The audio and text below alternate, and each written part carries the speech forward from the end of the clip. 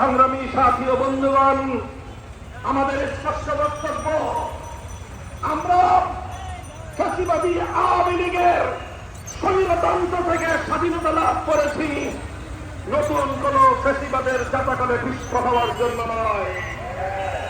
আমরা ইতিপূর্বে বলেছি 1971 সালে এদেশের মানুষ বুকের রক্ত দিয়ে স্বাধীনতা অর্জন করেছে, পিণ্ডির গোলামীর জিঞ্জির ছিন্ন করেছে, দিল্লির গোলামী করবার জন্য নয়। পরিষ্কার আমাদের কথা মনে রাখবেন, ভারতীয় আধিপত্যবাদের শৃঙ্খল থেকে মুক্ত হয়েছি, আমেরিকার শৃঙ্খল দ্বারা মুক্ত হওয়ার জন্য নয়।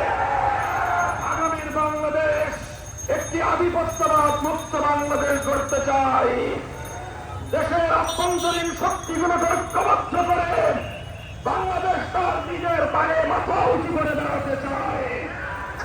পশ্চিমা বিশ্বের সঙ্গে আমরা অস্তিত্বের সম্পর্ক তৈরি করতে চাই। পশ্চিমা